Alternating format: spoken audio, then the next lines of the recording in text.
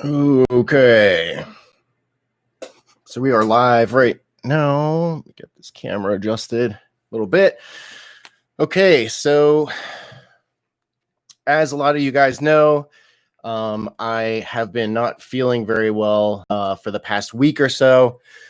And it made me think of all the comments that I regularly see on my channel and just across the internet in general of people concerned about losing their gains. So we're going to be talking a little bit about muscle hypertrophy, muscle atrophy, and dispelling some common misconceptions about muscle memory and recomposition. So first of all, I just want to say, so the kind of history, if any of you guys saw the post that I put up, I was in the hospital earlier last Monday. I went, I had extreme bloating and tightness in my guts. That started on Friday. I thought it was maybe just a little stomach bug and I'd just be able to sleep it off. But I woke up Monday morning completely dehydrated. I was, having cold sweats and some fever symptoms. So I ended up going to the VA hospital. They did a bunch of tests and they pretty much determined that it's probably some kind of bacterial infection, which is good. I was afraid that my appendix was going to burst or something like that, but it ended up, well, the point is that we don't really know what's happening right now. Basically the doctor prescribed me some muscle relaxers. And I thought I was getting better because it did alleviate the symptoms.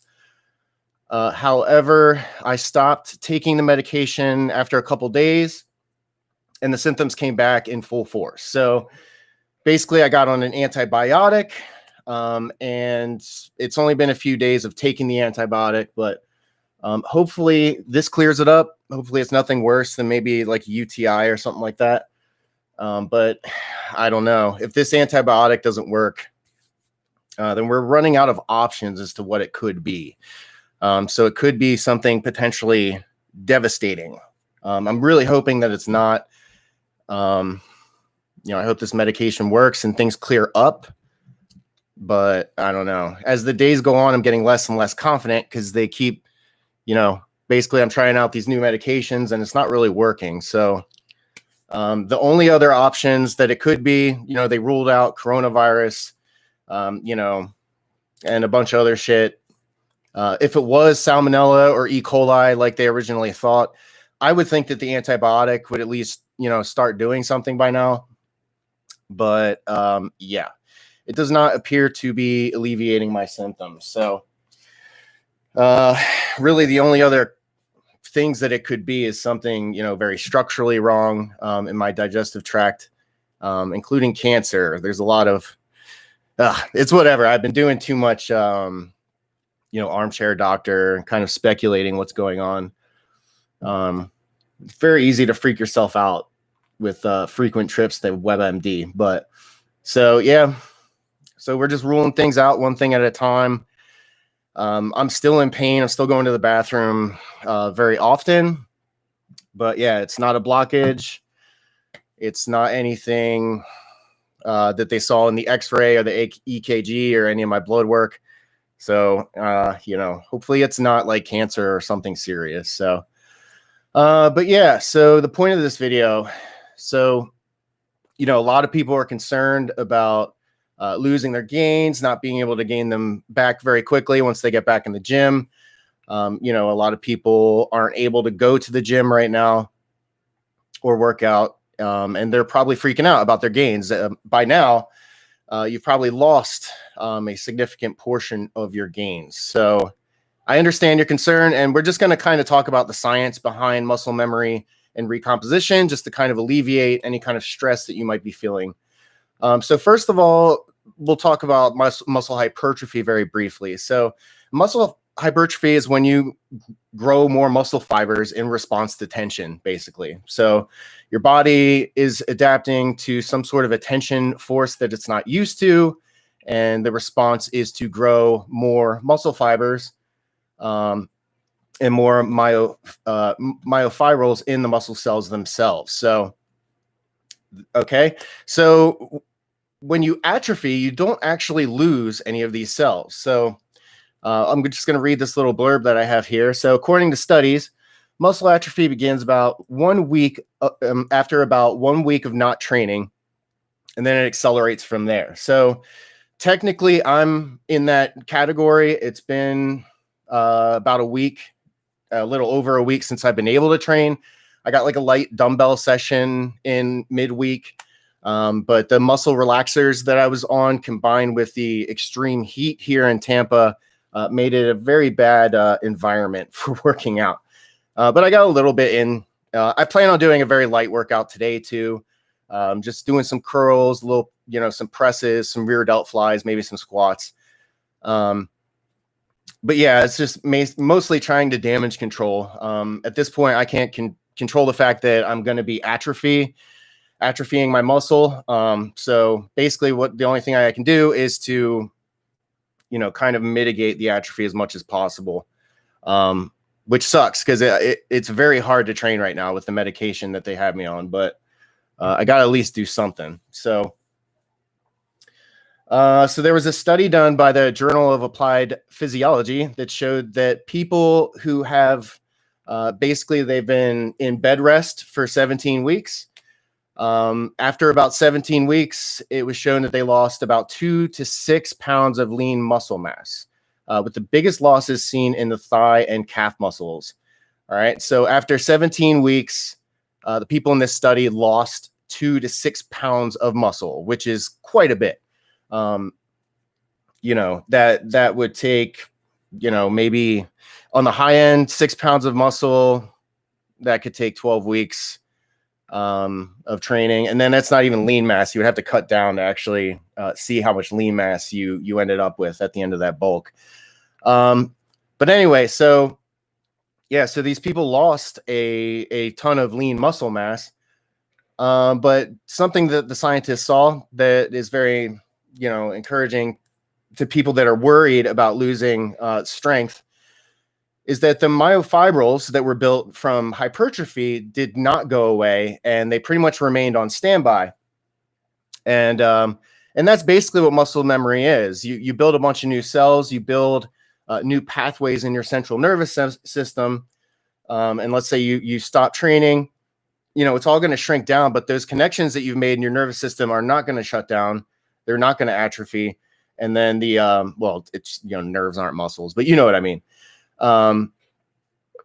The muscle cells themselves don't actually go away. They just kind of shrink down and stay on standby until you're ready to build them back up.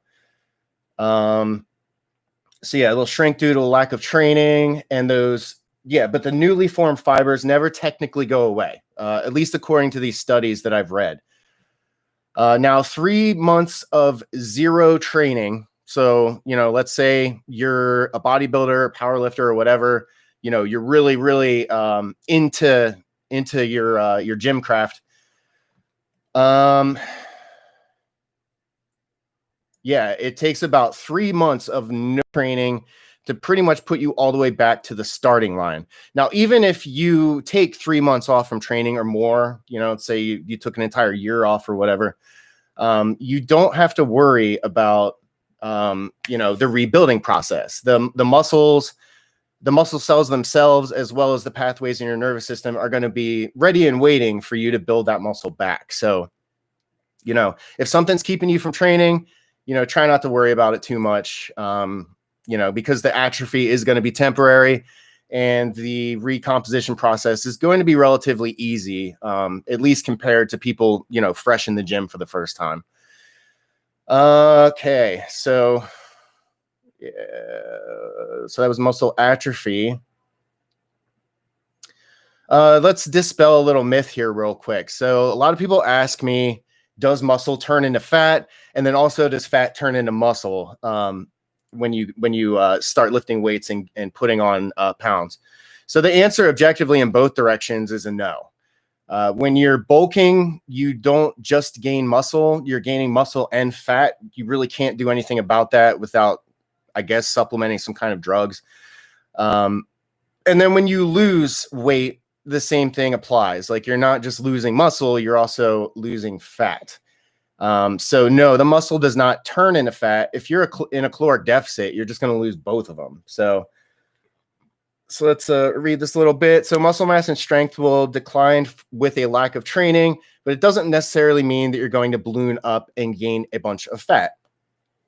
As long as your calories match your activity level, like I said, if you can't train and you're being forced into a sedentary situation for a long period of time, it's on you to make sure that the calories that you're eating are matching the amount of activity that you're doing. So if you're sitting on the couch a lot more, and you're a lot more sedentary in general, you kind of have to adjust your calories for the lack of activity. So as I have done too, yeah. But actually, as of yesterday, I just ate as much food as I could because I have been kind of hitting a problem of not being able to eat very well, thanks to whatever's going on in my gut. So, yeah. All right. So, yeah, in other words, you will only gain fat if you're not training and in a caloric surplus. So if you're sitting on the couch all day and you're eating more than your daily requirements, then you're going to gain fat. But muscle is not going to magically turn into fat. If you're losing weight, if you're in a deficit and you're not training anymore, you're just going to lose fat and muscle. You're just going to lose both. So keep in mind that you may have a higher chance of gaining body fat, right? Like I said, higher chance of gaining body fat if you are losing muscle, but it's dependent on the amount of calories you're eating. That being said, in the absence of protein synthesis, your calorie requirements will decrease. If you're in a state where you're not building new muscle cells, you need to cut back on the amount you're eating in order to prevent your muscle from turning into fat or whatever. So that's really the key takeaway, is that if there is something that's causing you to be more sedentary, and the situation is very subjective. If you're stuck inside the house for whatever reason and you're not sick or something like that, it would behoove you to kind of cut back on your calories. Somebody like me, where I'm trying to fight something off, I kind of want to be closer to my maintenance. I don't want to be gaining weight, but I also don't want to be losing weight. I don't want to be stressing my body out while it's trying to do whatever it's doing. Like I said in the beginning, I hope that it is just some kind of infection and not something more serious. But it's kind of discouraging, though, because we're kind of ruling things out, point by point. And it's just, I don't know. We'll see what this antibiotic does. I really hope that I'm not dying right now. But anyway, let's keep this a little more lighthearted. Right. So looks like got a couple people in the stream. Feel free to interact, ask some questions. I really just got one more bullet point to go through here. So recomposition and muscle memory, right? So we talked about, muscle atrophy, the rate in which you atrophy, when muscle loss starts to occur, right? So it starts to occur around 1 week, and then it pretty much accelerates from there. And it peaks out at about 3 months or so. When you hit 3 months of not training and being sedentary, it's like hitting a reset button on your training. So that being said, all the training that you did do, all of the building of new muscle cells and, building new branchways in your central nervous system, those don't actually go away.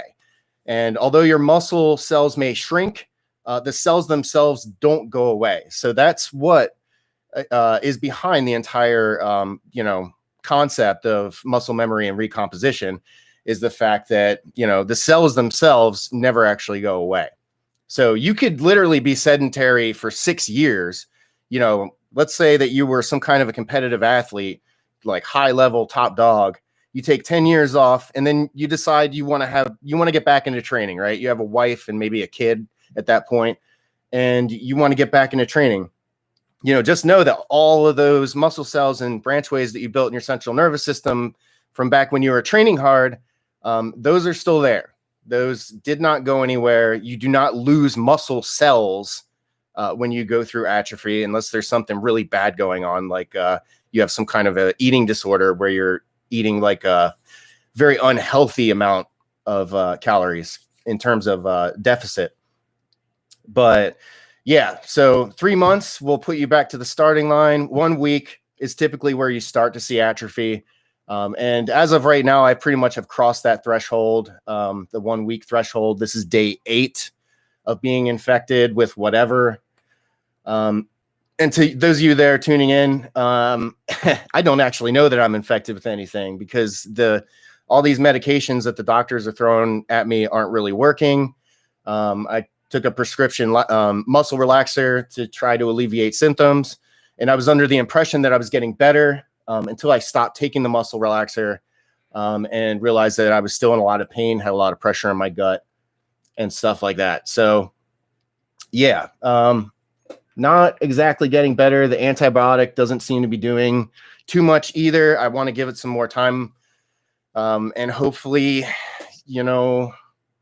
I can fight it off. Yeah, I hope it's an infection. That's all I hope, because at this point, the possibilities of what it could be are narrowing down to a small list of very bad things. So, I just really hope that something really bad isn't happening. So why exactly? Yeah. So this is basically just being redundant, but I'll read what I wrote here. So why is it easier to rebuild lost muscle than build muscle for the first time? So like I said earlier, newly formed muscle fibers only shrink during atrophy, but technically they don't disappear entirely. People think of muscle atrophy as a wrecking ball that just comes in and destroys your entire house of gains in one fell swoop. Boom, I haven't been training for a while. I'm screwed. I'm back to square one. When in reality, it's not like a wrecking ball hit your house. It's more like it kind of burnt down and the foundation is still intact, like the framework is still there. So I don't know if that's really a good analogy, but yeah, it's not necessarily a wrecking ball into your house of gains. It's more of, most of the house kind of disappearing, but the foundation still being there. So actually coming back in and rebuilding is not going to be nearly as difficult. Right. So yeah, building a house when you already have a foundation and frame is much easier than building one from scratch. And that applies to what I've been talking about with training. So I know it's kind of a weird analogy, but I hope that one works. All right. So now that we understand the basics of muscle memory, how long does it actually take to build back your gains after an extended break? So let's say after a few weeks of, me fighting off this infection, how long is it going to take before, I'm back to deadlifting and pressing the amount of weight that I was before? So with optimal training frequency, and this is according to studies that I've read as well, but with optimal training frequency, so that basically means consistently training for 6 hours a week, which is that's a hell of a lot. But so if you're training 6 hours a week, your muscle will regrow back to its original state in about 3 weeks. So let's say you took an extended break. Let's say that you're that former college athlete that I mentioned earlier, where you ended up taking, 10 years off from training and then get back into it. That 10 years of sedentary, atrophy will be completely reversed in 3 weeks, as long as you're putting in 6 hours per week of training. Now, another study showed that training 2.5 hours per week is also conducive to recomposition. However, it takes a lot longer. So at a minimum, it's going to take 4 weeks, but it could easily take 5 or 6 if your training frequency isn't high enough. So, when I'm able to train again, I'm going to go back at it full throttle and try to get back to where I was. And I really hope that that's sooner than later, because this just sucks. It sucks waking up, sweaty and dehydrated, and it's just not a very good time. But yeah, I'm going to try to do a little something today, a little fluff and pump. Probably just do some curls, some presses, some flies, maybe some squats, get a little full body workout in. Wednesday I went for a bike ride, went for about 8 miles. So basically, even though I'm sick, I'm still trying to move. I'm not contagious. I don't have coronavirus or anything like that. I got tested, and I came up negative. So it's not coronavirus. It's not flu. It's not a stomach flu. And yeah, we're just narrowing things down right now. Not sure if it's salmonella or E. coli, just because the amoxicillin that I've been taking doesn't really seem to be having a lot of effect. So, if things aren't better in a few days, I'm going to have to take another trip to the ER. And, hopefully the doctor can figure something out. He said the x-rays looked pretty good, and my EKG looked pretty good too. Blood work came back fine. No, I know. All of my trainees were were on edge. They all wanted to know, like, what was it? What were the test results? You don't have corona, blah, blah, blah, blah, blah. And so I got tested for that. I don't have it. And there's no blockage. I'm not sure what's wrong with my guts right now.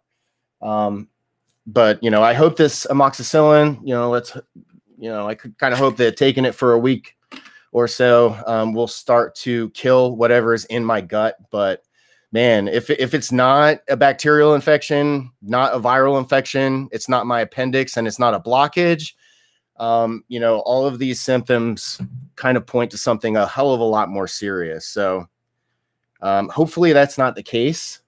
I like being alive, but we'll see. I'm trying to stay optimistic.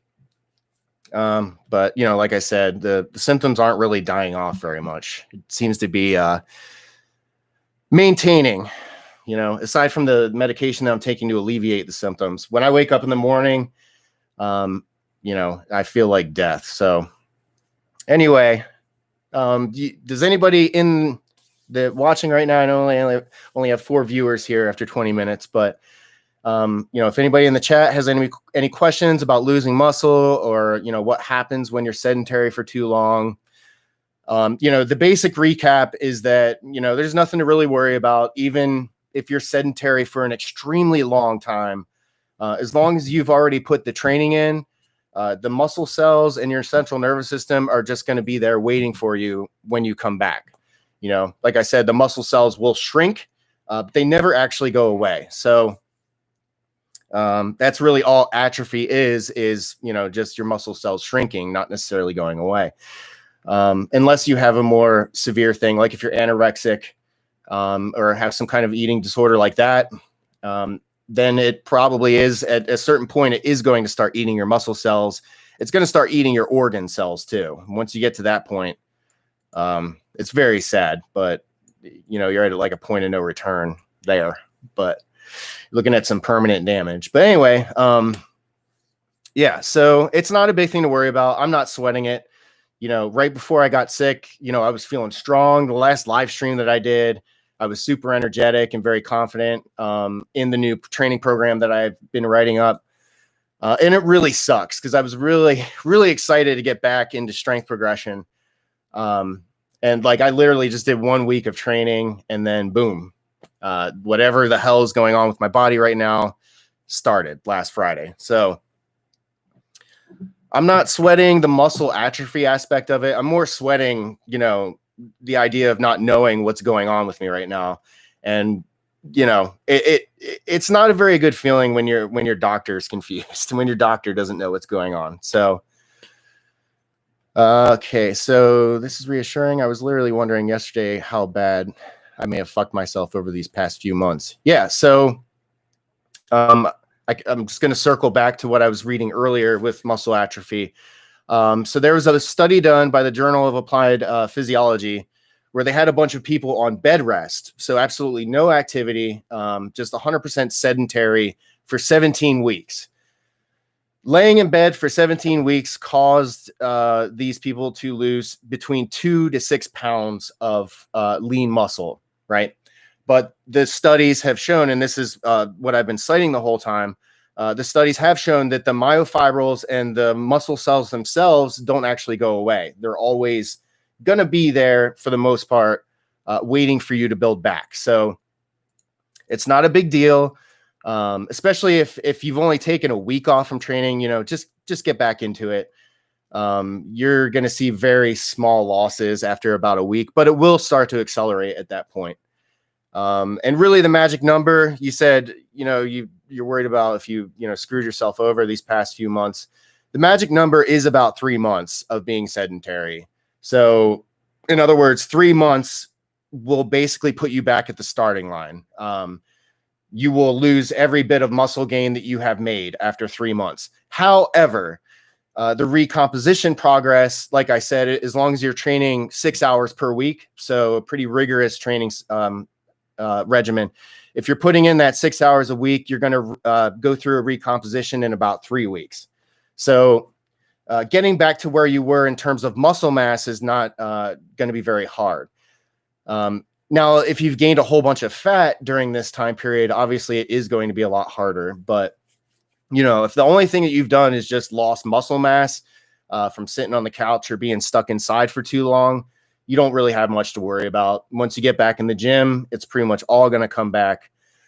And even at a bare minimum, if you're training 2.5 hours per week, that translates to a recomposition after about 4 or 5, possibly 6 months. So the worst case scenario is that, you might have to spend a few weeks building your muscle mass back up. So, and that's going to apply to me. Typically, I go through like a week of ramping up. And even when I'm really sick, I don't stop training entirely.